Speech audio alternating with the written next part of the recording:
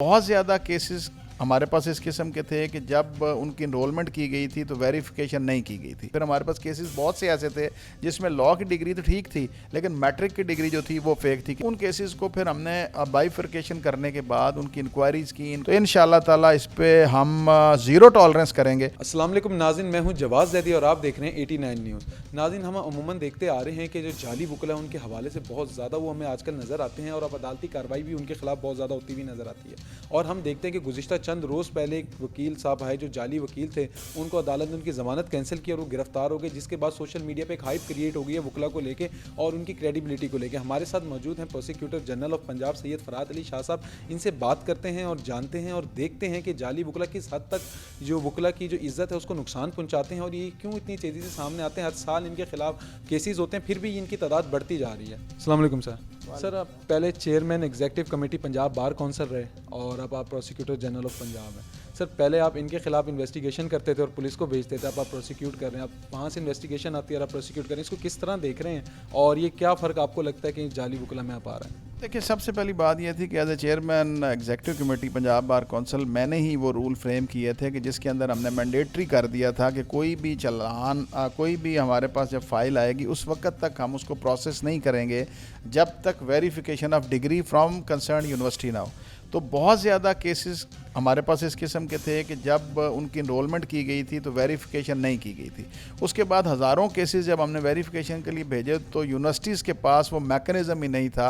और उस पर फिर हमने गवर्नर साहबान को जो था ऑन बोर्ड लिया और हमने उनसे रिक्वेस्ट की और उसके बाद वेरिफिकेशंस जो थी वो हो के हमारे पास आने लगी और फिर हमारे पास रिजल्ट्स आना शुरू हुए कि ये जो फेक डिग्रीज हैं। फिर हमारे पास केसेस बहुत से ऐसे थे जिसमें लॉ की डिग्री तो ठीक थी लेकिन मैट्रिक की डिग्री जो थी वो फेक थी, किसी की FA की डिग्री फेक थी, किसी की BA की डिग्री फेक थी। तो उन केसेस को फिर हमने बाइफिकेशन करने के बाद उनकी इंक्वायरीज़ करने के बाद फिर वो पंजाब यूनिवर्सिटी के अगर केसेस थे तो सिंडिकेट के पास अपीलें थी, वो अपीलों के फैसले आने का एक बड़ा लेंथी प्रोसेस था। उसके बाद फिर हम इस्तिगासा भिजवाते हैं पुलिस को और पुलिस फिर उसके ऊपर FIR दर्ज करती है और इन्वेस्टिगेशन करती है। लकीली अब ये हुआ कि मैं क्योंकि प्रोसिक्यूशन में आ गया हूँ, एज ए PG आ गया हूँ, तो मैंने उन केसेस को टेकअप किया आके और मैंने उसको स्पीड अप किया है कि जो केसेस जो थे वो पुलिस को अगर मैनेज भी कर लिया था जाली वकला ने, क्योंकि उनका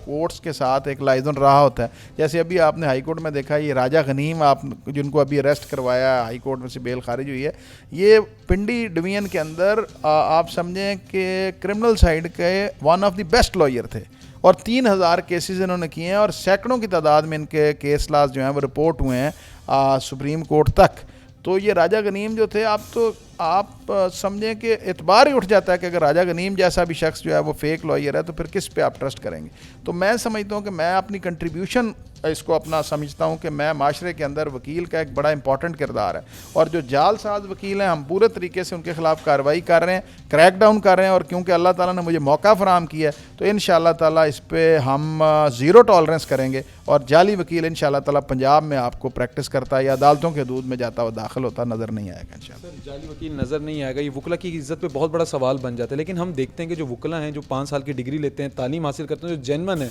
जो आते हैं इधर सही डिग्री लेके आते हैं, उनको कोई हमें उनको चेम्बर्स नहीं मिलते, वो बाहर बैठ रहे होते हैं अपने, आज भी उसी तरह बैठ रहे होते हैं टेबल लगा के बाहर, हमें बैठने को देखने को मिलते हैं। लेकिन जो जाली वकील है वो ऊपर आके छा जाता है अपनी मनी की पावर पे, किसी भी पावर पे। तो उन जो वकला हैं जो असल वकील हैं उसके लिए आपने क्या इकदाम किए हैं कि उनकी क्या सहूलियत है और ख़वातीन वकला को क्या सहूलत फराहम की जा रही है कि उनको चेम्बर्स मिल रहे हैं, उनको क्या सहूलत मिल रही है कि वो आराम से अपनी प्रैक्टिस को जारी रख सकें? देखिए, हमारे पास क्योंकि as a member bar council जब मैं था हमने पूरे तरीके से जो नए जुडिशल कम्प्लेक्सेस बन रहे थे हमने उसमें पूरा एक मेरिट का मैकेनिज़्म जो था वो इंट्रोड्यूस किया था और कोई भी बार एसोसिएशन कंसर्न हमारे जो बार के मेंबर थे उनकी मशावरत से और मेरिट के प्रोसेस को चेक करने के लिए हमने डिस्ट्रिक्ट्स के अंदर अपने मेंबर बार काउंसिल्स को एम्पावर किया था कि वो उस प्रोसेस को देखें और अगर किसी को कोई एग्रीव्ड होता था उस बैलेटिंग प्रोसेस से तो वो एग्जीक्यूटिव कमेटी देखती थी और हमने बड़े सख्त फैसले किए थे। और बिल्कुल अब तो क्योंकि मैं सर्विस में हूँ तो मेरा ये सब्जेक्ट नहीं है, लेकिन हमारे डिपार्टमेंट के अंदर हम हर डिस्ट्रिक्ट के अंदर लेके आए हैं सहूलत मरकज़,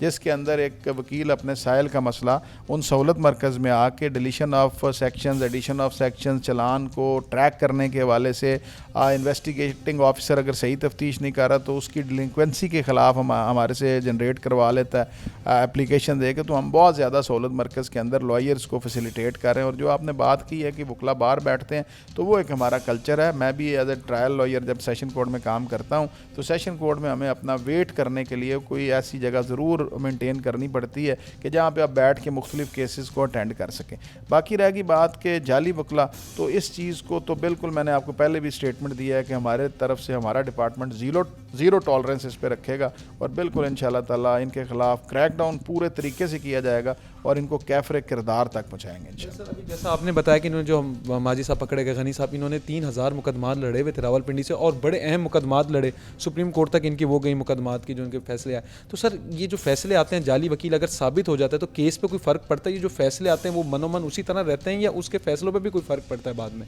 नहीं, फ़ैसला जो है वो वकील के जाली होने से फ़ैसला तो इफेक्ट नहीं होता, तो उसने तो असिस्टेंस दी होती है ना। हाँ, अगर उसके साइल को, अगर वो केस हार गया और उसके साइल को ये पता चला है कि मेरा तो वकील ही जाली था, तो वो उसके ख़िलाफ़ जो फ़ीस दी हुई है हर्जाने का दावा रिकवरी सूट भी फाइल कर सकता है। और अगर वो ये समझता है कि लॉयर जाली होने की वजह से उसका कोई नुकसान हुआ है तो वो हर्जाने का दावा ज़रूर फाइल कर सकता है। बस हर्जाने का दावा कर सकता है, केस पे कोई फ़र्क नहीं पड़ेगा। तो एक अंदाजे के मुताबिक ये कितनी एक इनकी तादाद है कि जो सामने आती है हर साल? पंजाब बार काउंसिल इनको नॉमिनेट करती है और इनके खिलाफ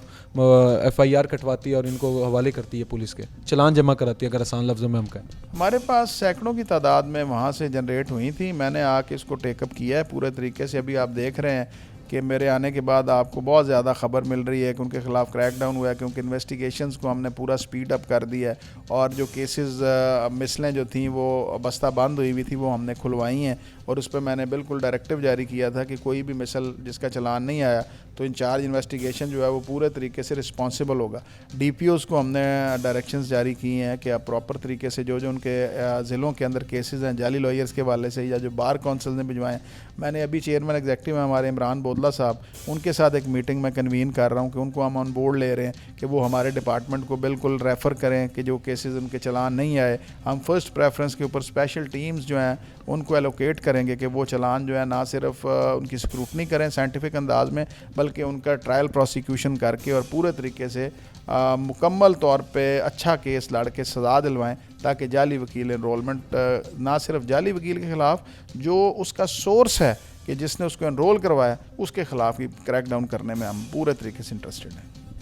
सोर्स का कितना एक ताल्लुक होता है अंदर एनरोल कराने में उसको, क्योंकि बगैर सोर्स के तो कोई भी नहीं आ सकता। तो कितना एक आप समझते हैं कि सोर्स किस लेवल का होता है कि एक वकील को इतना आराम से अंदर एनरोल करा लेता है और वो बड़े मुकदमात पे भी चल जाता है? तो काफ़ी अर्से बाद हम देखते हैं कि डिग्री का भी काफ़ी अर्से बाद पता लगता है कि हमें ये जाली वकील है। तो सोर्स का कितना एक अहम किरदार है इसमें? बेसिकली मैं आपको बताता चलूँ कि इधर सोर्स ये बता दें कि अंदर से ही होता है या बाहर से कोई सोर्स होता है? ये मैं आपको एक अर्ज़ करता हूँ कि हमने इस चीज़ को मैं हमारे पार्ट पे एक अनअटेंडेड रहा ये मामला कि हमने उस वकील के ख़िलाफ़ कार्रवाई की लेकिन सोर्स को हमने डिग आउट नहीं किया था। अब मैंने ये एक नया जो ऑब्जेक्टिव मैंने रखा है कि अब हम सोर्स को भी डिग आउट करेंगे और इन्वेस्टिगेशंस के अंदर उस सोर्स को भी हम पूरा इन्वॉल्व करेंगे कि जो बार काउंसिल के चाहे वो अंदर हो या बार काउंसिल के बाहर हो, बार एसोसिएशन के अंदर हो या बार एसोसिएशन के बाहर हो, जो भी इनको फैसिलिटेट करता पाया गया और उसके ख़िलाफ़ मटीरियल हुआ तो इंशाअल्लाह ताला उसके ख़िलाफ़ भी पूरी कार्रवाई की जाएगी। बहुत शुक्रिया जी। नाज़रीन, आपने देखा कि खाली सिर्फ जाली वकील के ख़िलाफ़ कार्रवाई नहीं होगी बल्कि जो उसका सोर्स है उसके ख़िलाफ़ भी कार्रवाई होगी। और अब इन मुकदमात में जो जाली वकील जैसे हमारे सामने आते हैं उनको बहुत ज़्यादा सख्त सज़ाएँ की तरफ लेके जाया जा रहा है ताकि ये सिलसिला रुक सके। वहीं पर जो हमारे जेन्युइन वकील हैं, जो असल वकील हैं, उनकी भी सहूलत का काम जारी है। इसी के साथ हमें दें इजाज़त, मिलते हैं एक नए प्रोग्राम के साथ। तब तक के लिए अल्लाह निगहबान।